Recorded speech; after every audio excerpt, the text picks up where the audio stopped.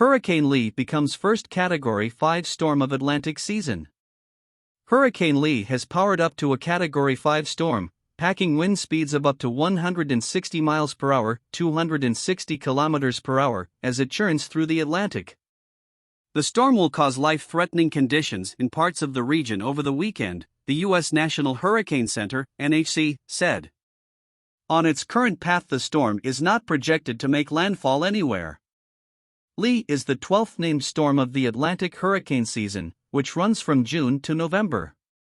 It rapidly intensified from a Category 1 within the span of an hour on Thursday.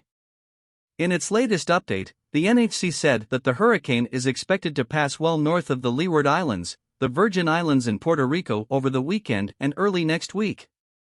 While Hurricane Lee is currently not projected to make landfall anywhere, swells generated by the storm are expected to reach parts of the Caribbean, including the British Virgin Islands, Puerto Rico, and the Turks and Caicos on Friday.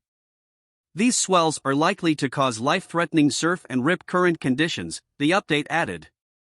Similar conditions are expected to begin on the east coast of the U.S. on Sunday, the NHC said on X, the platform formerly known as Twitter, that it is too early to know what level of impacts the hurricane will have on the U.S., Atlantic Canada or Bermuda yet. On Friday morning, Lee was located about 630 miles, 1,013 kilometers, east of the northern Leeward Islands. Meanwhile, Tropical Depression 14 became Tropical Storm Margot on Thursday. Margot is projected to gain hurricane strength over the weekend, though it is expected to stay over open water. Out in the Pacific Ocean, Hurricane Jova has weakened slightly from a Category 5 to 4 storm. It is expected to weaken further over the weekend. As of early Friday morning, it was located 650 miles, 1,046 kilometers to the southwest of Mexico's Baja California Peninsula. The 2023 Atlantic hurricane season is forecast to be more active than average. The impact of climate change on the frequency of tropical storms is still unclear, but increased sea surface temperatures warm the air above and make more energy available to drive hurricanes. As a result, they are likely to be more intense with more extreme rainfall. Elon Musk says he withheld Starlink over Crimea to avoid escalation. Elon Musk says he refused to give Kyiv access to his Starlink communications network over Crimea to avoid complicity in a major act of war. Kyiv had sent an emergency request to activate Starlink to Sevastopol, home to a major Russian Navy port, he said. His comments came after a book alleged he had switched off Starlink to thwart a drone attack on Russian ships. A senior Ukrainian official says this enabled Russian attacks and accused him of committing evil. Russian naval vessels had since taken part in deadly attacks on civilians, he said.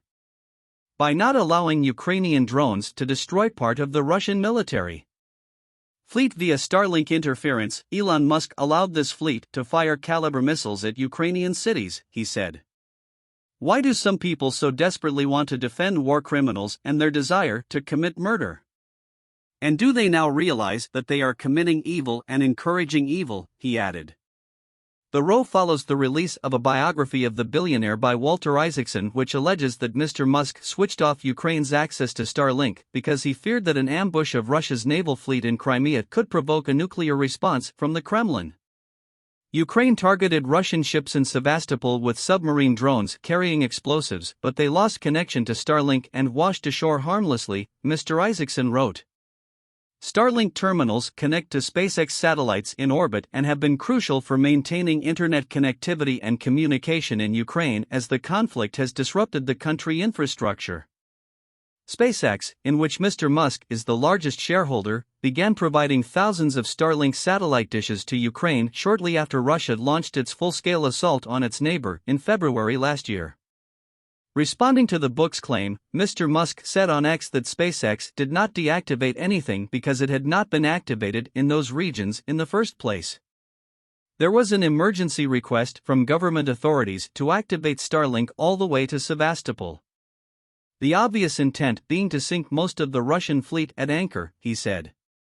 If I had agreed to their request, then SpaceX would be explicitly complicit in a major act of war and conflict escalation.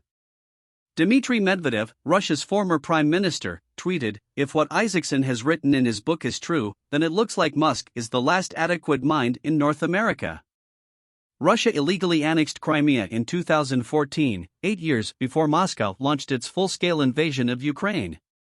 In the past, Mr. Musk has said that while the system had become the connectivity backbone of Ukraine all the way up to the front lines, we are not allowing Starlink to be used for long-range drone strikes. Mr. Musk reiterated the point to Mr. Isaacson, asking, "How am I in this war?" Starlink was not meant to be involved in wars. It was so people can watch Netflix and chill and get online for school and do good peaceful things, not drone strikes. He also offered a personal opinion, calling for a truce and saying that Ukrainians and Russians were dying to gain and lose small pieces of land, and this was not worth their lives.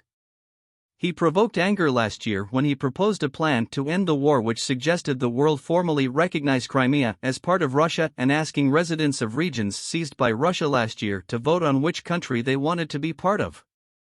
Russian chess grandmaster Garry Kasparov said that plan displayed moral idiocy.